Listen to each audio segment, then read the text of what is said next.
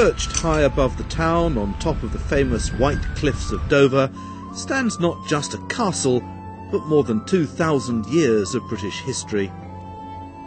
With its commanding position overlooking the narrowest part of the Channel, the site has been fortified and defended in every period since the Iron Age.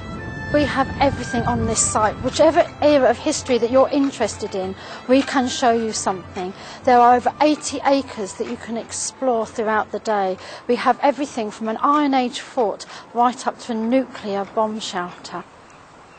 Little is left of the Iron Age hill fort here, but the Roman remains are rather more substantial. This is the Roman Pharos. This is the highest Roman structure north of the Alps.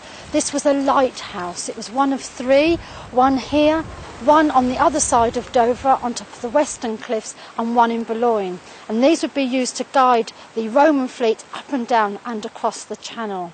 They were vitally important. So up here at that time you would have had a whole garrison of Roman soldiers all living and working and being part of what was on top of this hill. The Saxons occupied the hill too and left the basis of this church. The Normans were next, taking the site immediately after the Battle of Hastings a few miles down the coast. But it was in 1179 that Henry II embarked on his most ambitious castle-building project, raising the mighty keep and surrounding it with impenetrable walls. Inside, he dedicated a chapel to the memory of the murdered Archbishop Thomas à Becket.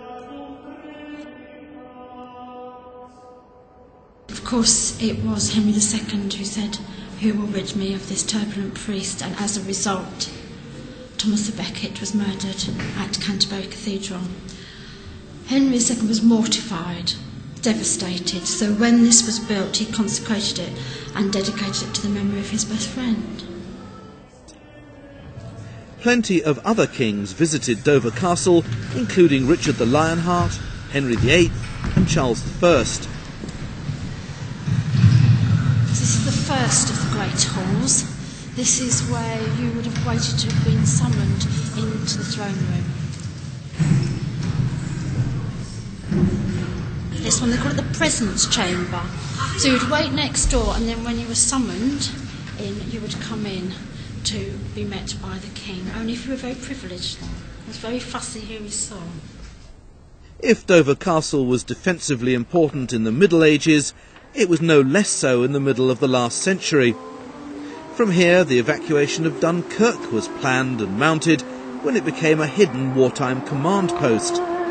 This is a very important part of the Dover Castle experience. This is the wartime tunnel complex.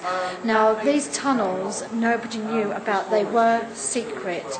They were covered by the Official Secrets Act right up until the early 1990s. That's how secret everything was.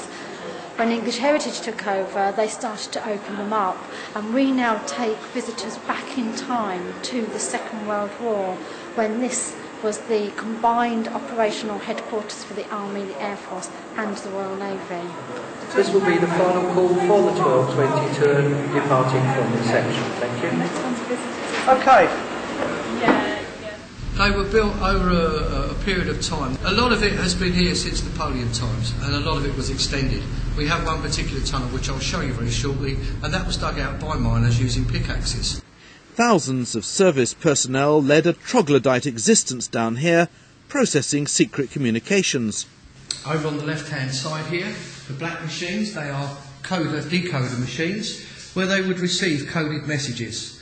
And then the girls, wrens, were called runners, and they would run the messages round to the decoder station, where they would receive a reply written in code. It would be brought back to this area, and the reply sent back to the originating station. We are now in the repeater station. Before you is 17 tonnes of equipment. If you remember back in the telephone exchange, we spoke about the number of telephone lines they had, internal and external, up to 600 internal, 150 external.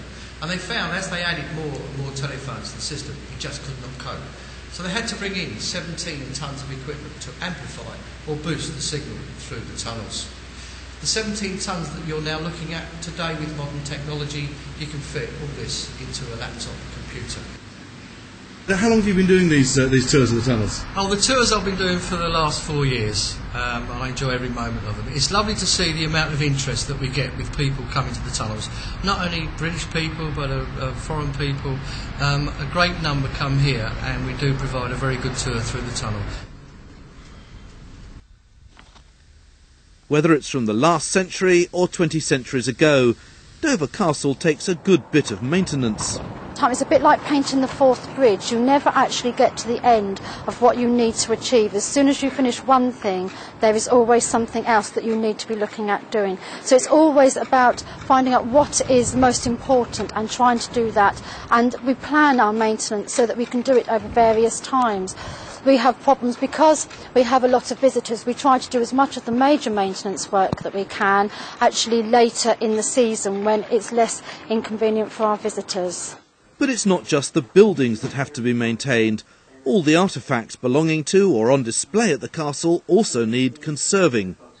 And that's where the museum stores come in, providing visitors on one day a month with a fascinating look behind the scenes.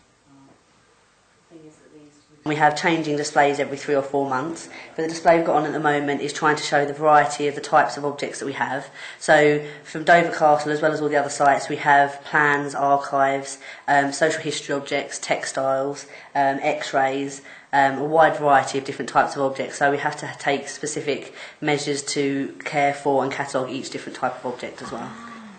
There's 2 full-time permanent members of staff and a consultant and a part-time object cleaner as well. So we do have quite a few volunteers that we have helping out with our work as well. And that's how most people start in this field, is just by volunteering because you're interested in the subject. So we teach them how to do things like brush hoovering, cataloguing of objects, other methods of cleaning, and integrated pest management, checking bug traps and things like that as well. So it's a very, very interesting job. I started here as a volunteer about 3 years ago, and then I got part-time work as a consultant, and now I'm full-time on a yearly contract. It's a very difficult field to get into and it's very competitive, so I'm doing a distance learning MA in museum studies while working full-time here, just to try and be able to get a permanent job, because that's the ultimate thing that everyone wants, is a permanent job here at all, really.